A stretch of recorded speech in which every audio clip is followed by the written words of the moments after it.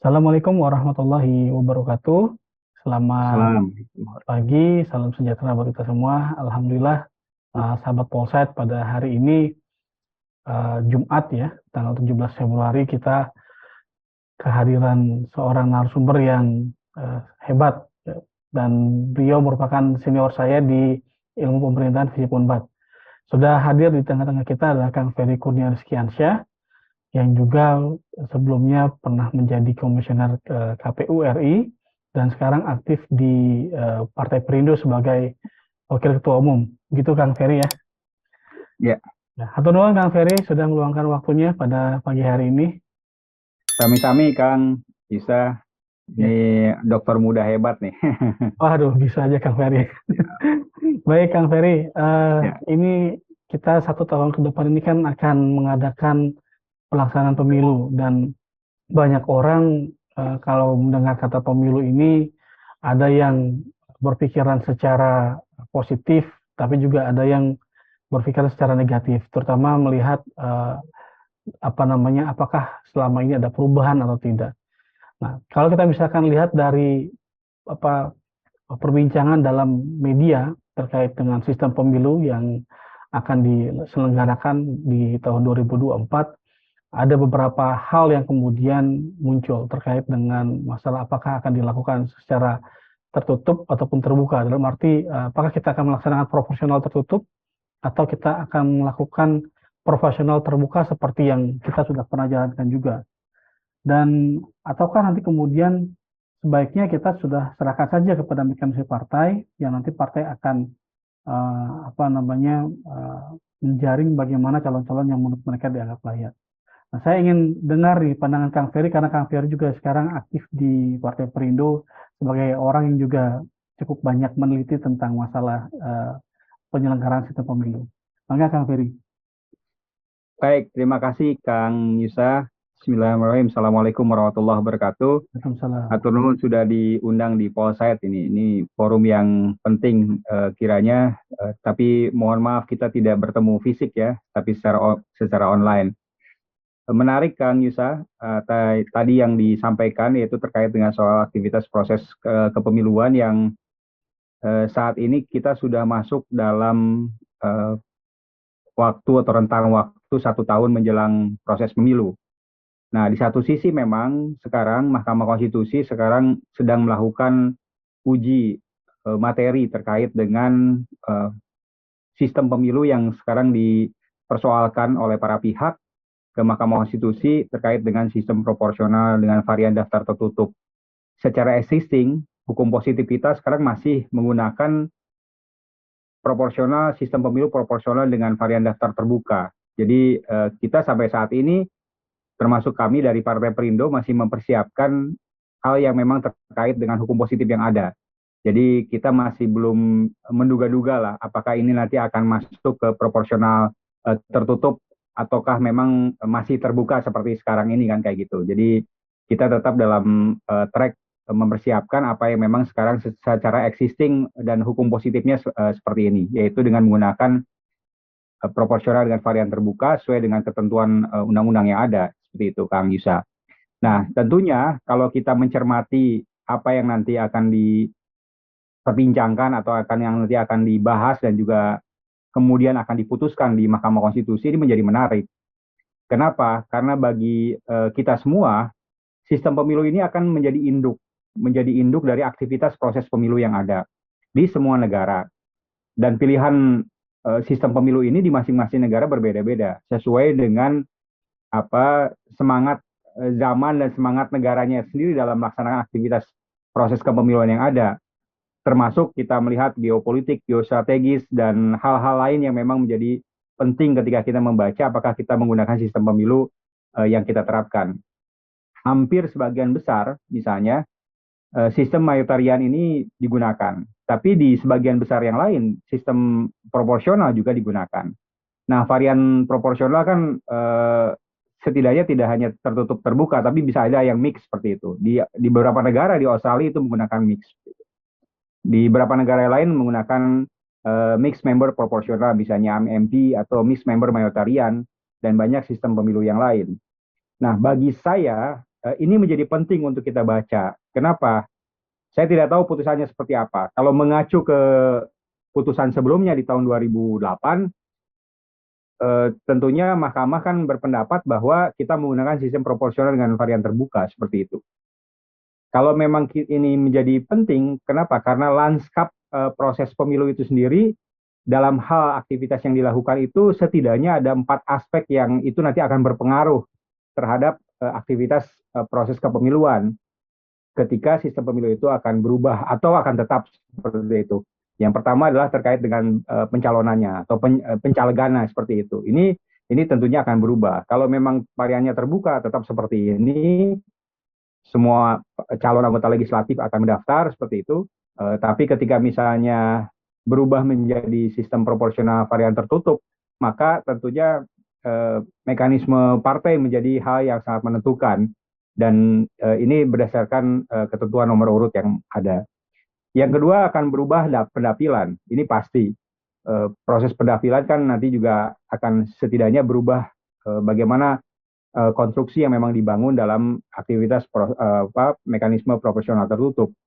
Dan yang ketiga adalah terkait dengan balloting atau penyuaraan. Bisa jadi nanti kalau memang ini beralih ke proporsional tertutup, maka penyuaraan hanya mencoblos partai atau hanya menentukan partai.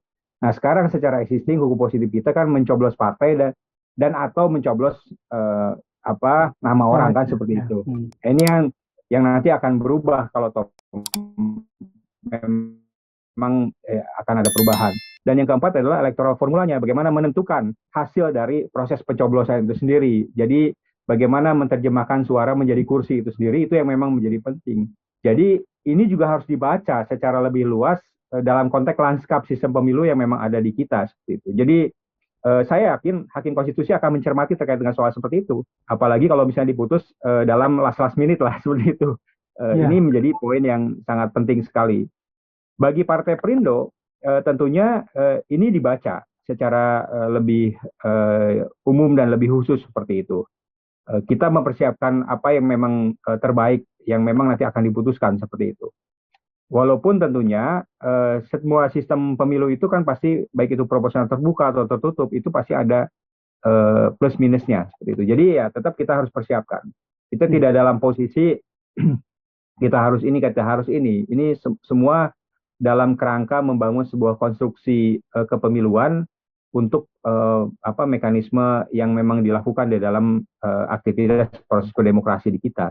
Jadi itu saya pikir menjadi penting, Kang Yusa, yang perlu kita cermati secara lebih komprehensif dalam konstelasi proses politik sekarang. Apalagi sekarang sudah masuk pada 1 tahun atau 364-363 hari menjelang proses pemungutan penghitungan suara di tanggal 14 Februari 2024. Jadi ini betapa nanti akan menimbulkan sebuah turbulensi yang memang luar biasa. Walaupun tentunya saya meyakini bahwa setiap partai politik, termasuk kami di Partai Perindo, harus siap mengikuti apapun keputusan yang memang nanti diputuskan, dijatuhkan oleh Mahkamah terkait dengan soal seperti ini. Tapi itu ada kan yang bisa. mengatakan gini kan, kalau misalkan kita menggunakan kembali sistem proporsional tertutup, ini kita kembali lagi seperti zaman sebelum reformasi. Nah, kalau menurut Kang Ferry, bagaimana dengan pandangan seperti ini? Ya, memang benar bahwa pada zaman Orde Baru, sejak pemilu Orde Baru pertama sampai tahun 1999, bahkan 2004, kita menggunakan sistem proporsional dengan varian tertutup seperti itu. Nah, keuntungannya adalah mekanisme yang dilakukan ini menjadi bagian dari membangun sebuah dignity kepartaian yang ada. Jadi partai betul-betul kredibel, apalagi di ketentuan undang-undang konstitusi kita, undang-undang dasar, bahwa peserta pemilu itu adalah partai politik kan seperti itu. Jadi ini menjadi poin yang sangat penting yang harus kita coba lihat secara lebih utuh, bahwa peserta pemilu itu adalah partai politik, dan partai politik harus punya dignity terkait dengan aktivitas yang ada. Nah, mekanisme sistem proporsional ini kan sebenarnya ruangnya untuk itu. Namun tentunya ini juga harus kita cermati bahwa ada sikap-sikap yang memang bisa jadi pada waktu dulu partai itu tidak akomodir dengan sejumlah calon ataupun orang-orang yang memang berminat menjadi calon anggota legislatif, karena keputusannya adalah mutlak keputusan dari pimpinan partai politik itu sendiri. Seperti itu. Jadi ini menjadi poin penting. Nah, maksud saya Kang Yusa, mekanisme ini jangan juga tidak konsisten, jangan juga tidak konsisten kan gitu. Ketika kita menggunakan sistem proporsional dengan varian terbuka, misalnya seperti hari ini, dan itu secara existing menjadi hukum positif kita yang ada, jangan juga nanti dalam konteks aktivitas proses elektoral formulanya memindahkan suara menjadi kursi itu menggunakan sistem proporsional tertutup kan gitu. Jadi ini tidak konsisten gitu. Jadi kalau misalnya konsistensi itu harus diberlakukan. Jadi tidak hanya dalam konteks proses pemungutan penghitungan suara, pasca itu pun harus betul-betul juga konsisten dilakukan. Sehingga di sini dalam quote and quote, partai tidak juga harus semena-mena terhadap calon anggota legislatif. Kenapa? Karena calon anggota legislatif yang menjadi anggota legislatif itu dipilih oleh rakyat itu sendiri kan gitu. Jadi ini juga menjadi poin penting karena kadangkala kita tidak konsisten menerapkan sistem proporsional terbuka atau tertutup yang memang ada seperti itu. Ya, tapi ada fenomena menarik nih, Kang Ferry. Kebetulan kan karena kalau kita bicara tentang sistem proporsional terbuka, publik ini atau masyarakat ini kan bisa memilih secara langsung siapa calon legislatif yang akan mereka pilih. Dan kemudian ada kasus ketika kemudian di periode yang lalu ada Bang Fahri Hamzah ya dari PKS. Nah, karena beliau kemudian merasa dipilih langsung oleh masyarakat, meskipun pada waktu itu beliau dikeluarkan dari PKS, tapi beliau masih bisa bertahan sebagai wakil ketua DPR RI. Nah, apakah sistem proporsional terbuka ini pada akhirnya bisa diklaim oleh anggota DPR yang sudah terpilih, lalu tapi kemudian yang bersangkutan memiliki masalah dengan partai politik dan hendak di PAW, tapi masih bisa bertahan dalam kondisi memegang argumentasi bahwa yang bersangkutan dipilih langsung oleh masyarakat. Ya, itulah yang bagi saya sebuah konsistensi penerapan sistem pemilu.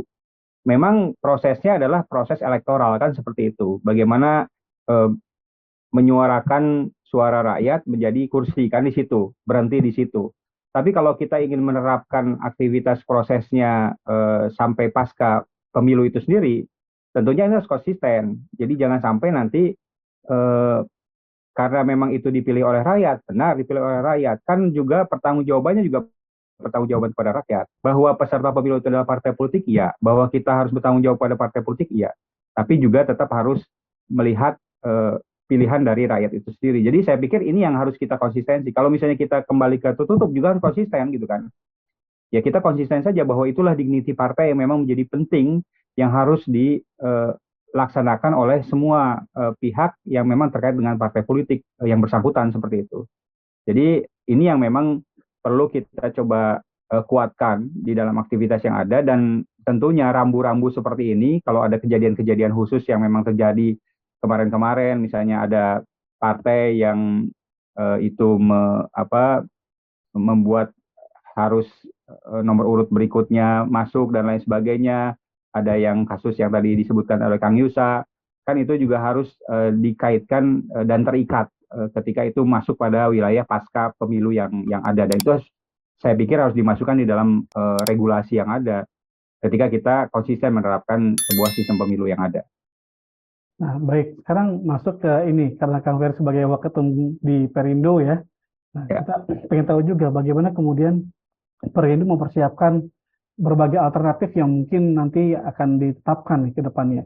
Apakah itu proporsional tertutup dan juga terbuka. Dan bagaimana kemudian nanti posisi para calon anggota legislatif yang dari Perindo. Karena kan kita melihat bahwa sekarang ini hampir semua partai politik sudah mempersiapkan calon anggota legislatifnya untuk maju dalam pemilu 2024. Ya, terima kasih Kang Yusa. Jadi kami di Partai Perindo sudah mempersiapkan, karena tadi secara existing hukum positif kita adalah menggunakan sistem proporsional dengan varian terbuka. Jadi kita siapkan berbagai tokoh-tokoh dan juga anak-anak bangsa yang memang ingin bergabung kepada Partai Perindo untuk mereka bisa menjadi bagian terpenting dan bisa menjadi bagian yang selalu berada pada aktivitas proses yang ada di Partai Perindo itu sendiri menjadi bakal calon anggota legislatif. Jadi kita sudah siapkan.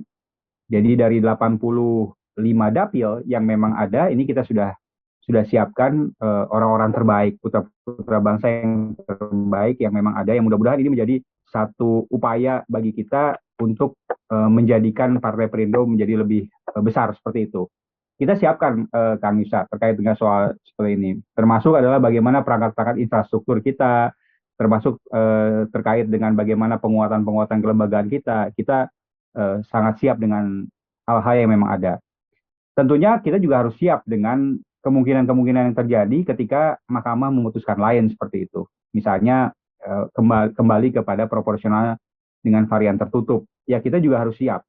Jadi kita pun siap karena selama ini kan Partai Perindo juga punya upaya untuk melakukan berbagai aktivitas-aktivitas yang ada dan juga hal-hal yang memang terkait dengan program-program yang nyata yang itu betul-betul menyentuh masyarakat. Jadi kita juga sudah siap. Makanya saya dari awal menyatakan bahwa apapun partai atau sistem pemilu yang ada, walaupun ini nanti akan mengubah lanskap dari sistem pemilu yang memang ada secara lebih komprehensif, tapi kita tentunya harus siap dengan berbagai kemungkinan-kemungkinan yang dilakukan. Jadi kita melakukan berbagai mapping peta jalan, melakukan mitigasi yang memang ada, sampai melakukan berbagai strategi-strategi yang memang akan kita lakukan dengan sistem pemilu atau varian sistem pemilu yang memang ada yang akan nanti digunakan seperti itu. Tapi kalau dari sisi keinginan mungkin pengurus di Perindo itu apakah kecenderungannya lebih ingin tetap di terbuka atau ada yang berpandangan sebaliknya? Itu yang saya katakan. Jadi ya karena memang diskusi ya, kita bisa banyak mau terbuka, ada yang tertutup segala macam dengan berbagai memori-memori penjelasannya seperti itu kita selalu terbuka diskusi terkait dengan soal ini. Cuma dalam hal ini kan partai belum kita putuskan apa yang memang nanti akan kita gunakan. Tapi yang pasti apapun kita akan mengikuti apa yang memang akan diputuskan oleh mahkamah terkait dengan sistem pemilu yang digunakan. Walaupun dalam konteks persiapan kita tetap mempersiapkan dengan sistem proporsional terbuka seperti sekarang. Jadi upaya-upaya yang ada, proses pendapilan yang sudah kita mapping, termasuk tokoh-tokoh yang memang kita ada dalam dapil-dapil yang memang sudah ditentukan seperti itu, kita persiapkan dengan sistem proporsional terbuka seperti itu.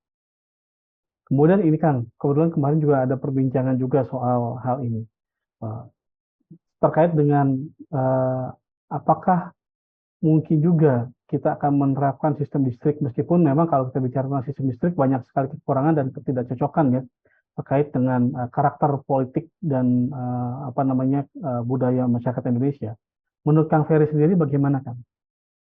Penerapan sistem distrik dalam aktivitas pemilu legislatif atau pemilu presiden atau pemilu kepala daerah? Dalam pileg Kang, pemilu legislatif. Kalau dalam pemilu legislatif, kalau melihat dari berbagai aspek ya, baik itu kultur, geopolitik, geostrategis, geografis seperti itu, dan berbagai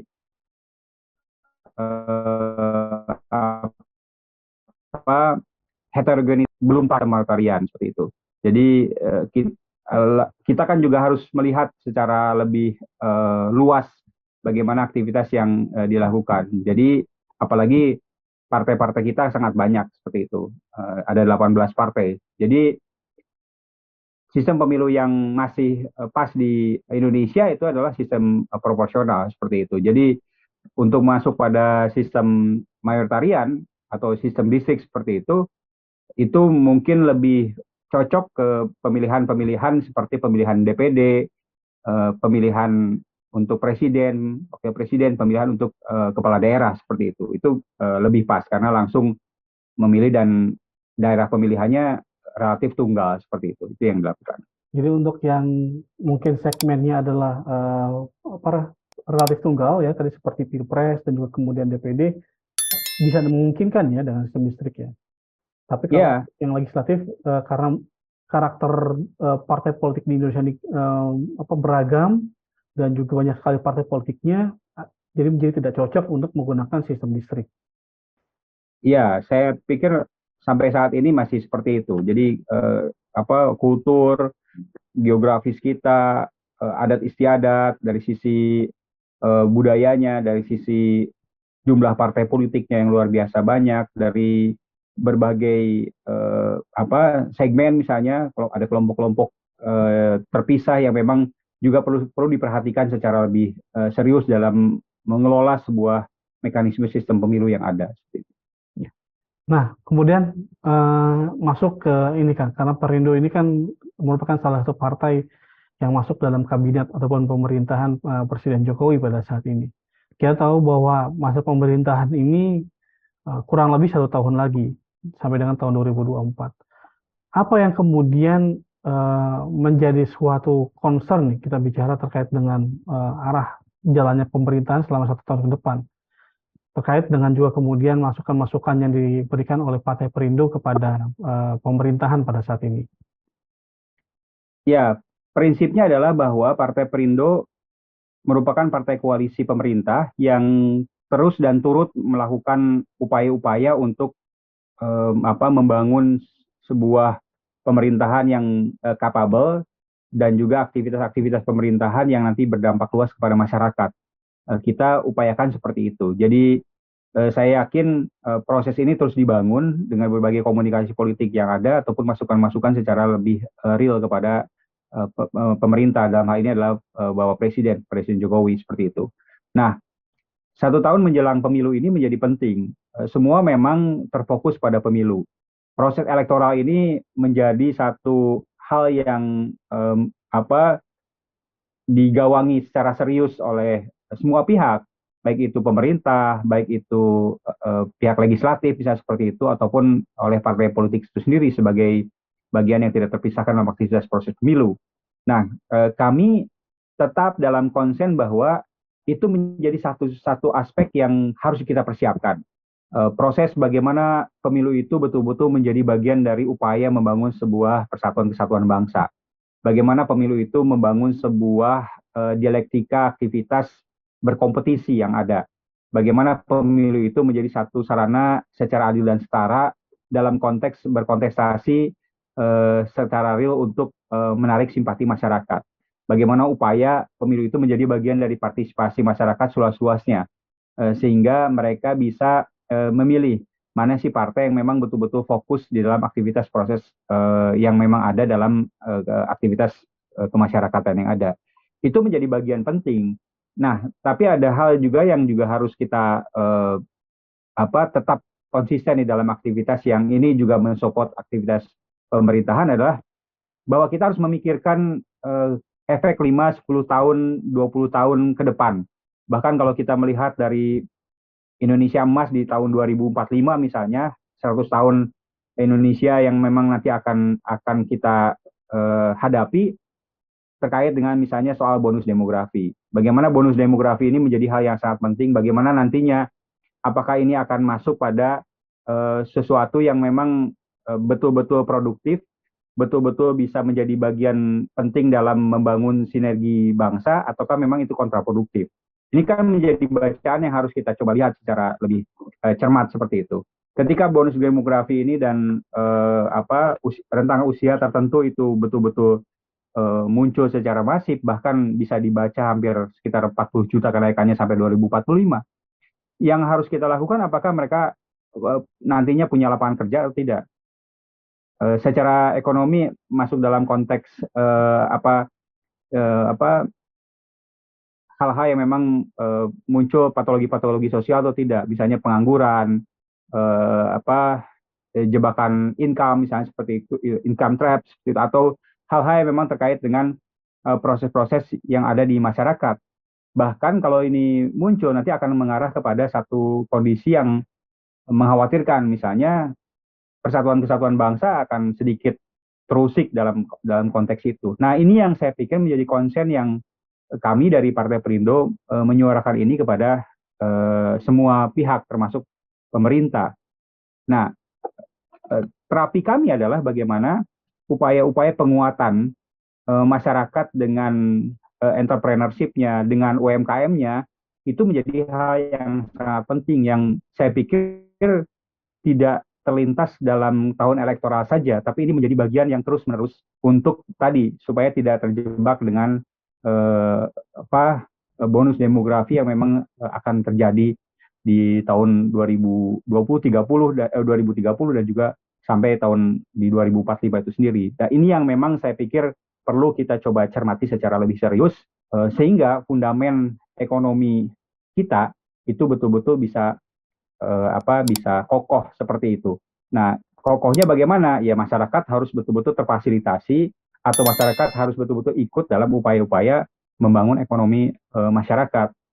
Salah satunya adalah dengan kegiatan-kegiatan UMKM. Kenapa? Fakta menunjukkan bahwa 98 dan kemarin pada waktu disruption soal COVID itu betul-betul settle seperti itu dan tidak terpengaruh. Oleh karena itu ini yang harus kita tumbuhkan ke depan terkait dengan aktivitas yang dilakukan dalam proses-proses proses-proses membangun masyarakat yang ada. Selain soal pendidikan yang harus menjadi bahan perhatian dan aspek-aspek penting dalam konteks bagaimana membangun kesehatan masyarakat, misalnya soal stunting dan lain sebagainya. Ini menjadi hal yang sangat penting. Itu konsen kita yang juga kita suarakan kepada pemerintah.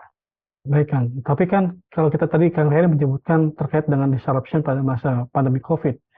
Tapi kita tahu kemudian banyak sekali masyarakat yang terkena pemutusan hubungan kerja akibat banyak perusahaan juga yang mungkin terlalu berat beban bagi mereka untuk mengeluarkan gaji di saat kemudian situasi perusahaan tidak berjalan dengan baik. Bagaimana kemudian masukan-masukan yang diberikan oleh Perindo kepada pemerintah ataupun kemudian juga yang dilakukan oleh Partai Perindo itu sendiri. Karena kita tahu bahwa banyak sekali kalau di media massa, televisi, itu kalau kita melihat bagaimana upaya yang dilakukan oleh Partai Perindo adalah dengan menemukan entrepreneurship. Menurut Kang Ferry, apakah entrepreneurship ini bisa menjadi suatu asa ataupun penumbuh rasa optimis di saat kemarin kita belajar dari persoalan pemutusan hubungan kerja yang cukup banyak dilakukan oleh perusahaan-perusahaan. Dan kita juga tahu bagaimana kemudian orientasi ataupun keinginan dari generasi muda saat ini yang mungkin mereka lebih cenderung untuk ke entrepreneur. Nah, kalau menurut Kang Ferry gimana? Ya, tadi yang saya sampaikan bahwa salah satu fundamen yang cukup kokoh di dalam aktivitas perekonomian kita adalah bagaimana membangun kesepahaman masyarakat dalam ekonomi. Bagaimana masyarakat itu dilibatkan menjadi entrepreneur. Bagaimana masyarakat difasilitasi untuk dibuat usaha-usaha kecil, menengah, usaha kecil misalnya atau usaha mikro yang memang dilakukan. Kenapa? Karena dengan seperti itu masyarakat akan terfasilitasi. Fakta yang terjadi soal pemutusan hubungan kerja dalam berbagai perusahaan-perusahaan yang ada itu kan satu hal yang saya pikir itu penting harus kita cermati. Dengan kondisi seperti itu maka daya beli masyarakat akan turun. Dengan daya beli masyarakat akan turun maka indeks pembangunan manusia kita akan juga turun kan seperti itu. Nah ini yang memang problem yang harus kita coba cermati secara lebih serius.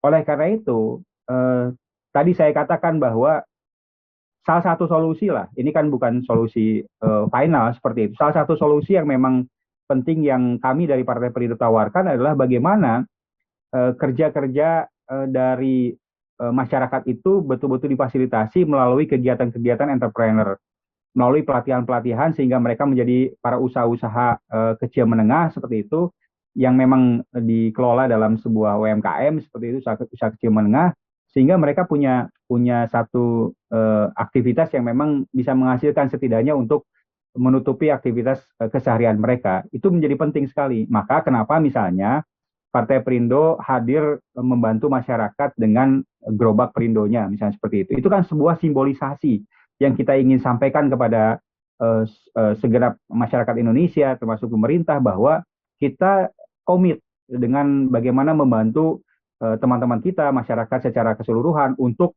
usaha kecil dan menengah. Maka ada gerobak Perindo. kita juga membantu secara langsung kepada masyarakat yang memang dia terkena sakit misalnya atau ada kecelakaan dan lain sebagainya, maka kita hadir dengan ambulan perindonya. Itu kita lakukan. Kita misalnya memberikan satu upaya-upaya supaya masyarakat lebih tercerahkan dengan aktivitas usahanya adalah dengan melahirkan semacam pelatihan-pelatihan UMKM yang memang ada. Jadi itu yang memang kita upayakan. Kita tidak memberikan umpan, kita tidak memberikan, tapi kita memberikan kail kan gitu kan kepada masyarakat. Yuk kita bareng-bareng kita bangun ini supaya proses-proses yang memang ada ini tidak proses-proses dalam aktivitas perekonomian kita ini menjadi bangkit kembali. Ini yang kita tawarkan Kang Yusa kepada pemerintah dan ini yang kita lakukan secara real oleh Partai Perindo itu sendiri. Baik, jadi itu kan kita bicara dalam konteks bagaimana ekonomi kerakyatan. Tetapi tadi kalau kita bicara tentang dalam 1 tahun ke depan cukup banyak juga program-program pemerintah dalam bidang pembangunan dalam skala makro. Di antaranya kita bicara tentang infrastruktur, terus kemudian sekarang juga ada soal nikel nih, Kang Ferry. Nah, kalau Kang Ferry melihatnya gimana kalau misalkan kita lihat soal pembangunan infrastruktur ini, kita banyak sekali dihadapi dengan soal KCIC, terus kemudian juga pembangunan IKN, terus kemudian dalam hal energi yang sekarang sedang ada ramenya ini ada soal nikel, yang dimana kemudian sekarang sedang dipersoalkan di WTO, setahu saya. Menurut Kang Ferry, apa yang kemudian akan dilakukan oleh pemerintah dan perlu dilakukan oleh pemerintah terkait dengan hal ini? Ya, saya pikir kalau kita lihat soal infrastruktur ya, ini bisa jadi ini dirasakan oleh masyarakat secara luas. Baik itu secara langsung sekarang misalnya dengan aktivitas yang memang sudah ada ataupun bisa jadi nanti.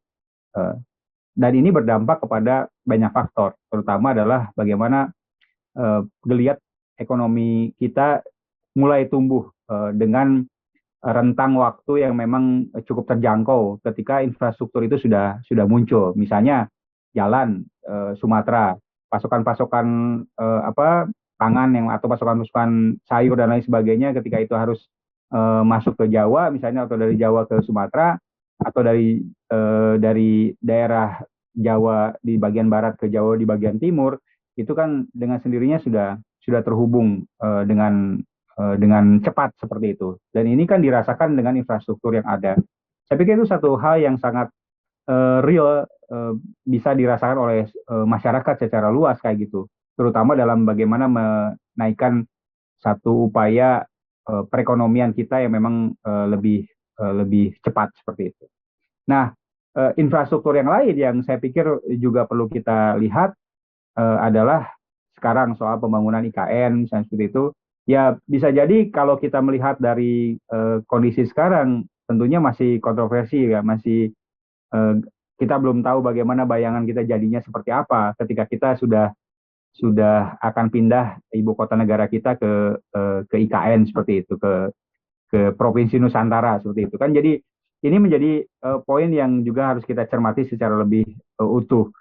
Bisa jadi kalau toh memang nanti sudah terlihat jelas hasilnya, itu betul-betul akan dirasakan secara luas oleh masyarakat. Bagaimana dampaknya sekarang pembangunan tidak Jawa sentris misalnya, tapi sekarang Indonesia sentris. Itu kan juga harus menjadi hal yang penting harus kita cermati secara lebih luas lagi kayak gitu. Dulu misalnya Indonesia bagian timur tidak ternikmati urusan-urusan infrastruktur ataupun urusan investasi dan lain sebagainya. Sekarang alhamdulillah sudah mulai masuk di dalamnya. Jadi kan ini menjadi bagian dari membangun sebuah Indonesia sentris tadi kayak gitu.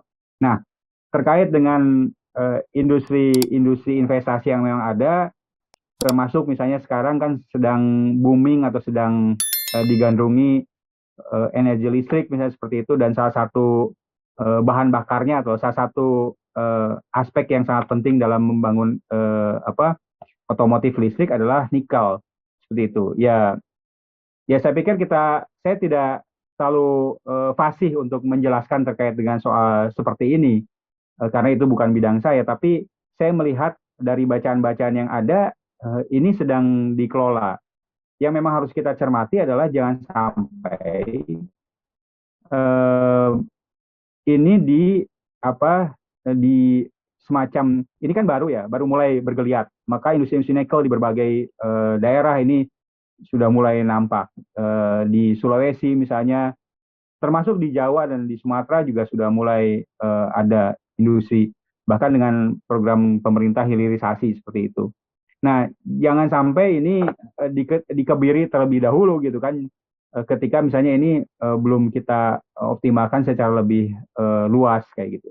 Itu saja sih sebenarnya konsennya yang memang harus kita coba cermati. Jangan sampai misalnya upaya-upaya yang ada itu dipatahkan begitu saja. Nah, yang harus kita coba cermati adalah bagaimana itu berdampak terhadap masyarakat. Itu yang penting. Jadi apapun yang memang menjadi bagian penting di dalam aktivitas proses pembangunan, termasuk bagaimana pola-pola investasi yang dibangun, bagaimana mencoba mengeruk atau coba memperluas sumber daya yang ada, tetap tujuannya adalah berdampak kepada masyarakat sehingga masyarakat merasa menikmati apa yang memang menjadi hal yang ada di bumi Nusantara ini seperti itu. Itu yang harus juga dicermati dan ini saya yakin dibaca oleh semua stakeholder terkait termasuk pemerintah yang ada. Sehingga apapun hasilnya dari berbagai sumber daya yang ada itu ternikmati oleh masyarakat secara luas. Itu Kang Gisa.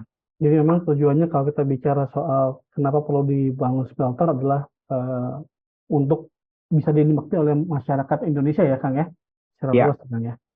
Baik, sudah 30 menit lebih Kang Ferry dan saya kira mungkin perbincangan kita ya, memang menarik, tapi waktu juga yang mungkin ini membatasi siap. Kang Ferry. Nah, atur nuhun Kang Ferry untuk Ya, waktunya yang sudah diluangkan pada pagi hari ini. Sehat-sehat terus. sama-sama Kang Gisa. Ya. Sukses Mudah-mudahan untuk podcastnya. hatur nuhun. Mudah-mudahan bisa Mangga. ketemu di Bandung nanti. Ya, mudah-mudahan kita bisa ketemu di darat nih, bisa kita ngobrol-ngobrol lagi. Amin, amin. Hatur Ya, nuhun. ya. Baik, Mangga. pemirsa, pendengar setia Polsek, terima kasih banyak sudah meluangkan juga waktu untuk melihat YouTube kami. Mudah-mudahan apa yang disampaikan oleh Kang Ferry bisa menjadi suatu pencerahan dan juga informasi yang bermanfaat bagi kita semua. Sampai jumpa di lain waktu di topik dan juga pembicara yang berbeda. Assalamualaikum warahmatullahi wabarakatuh. Selamat pagi, salam sejahtera buat kita semua.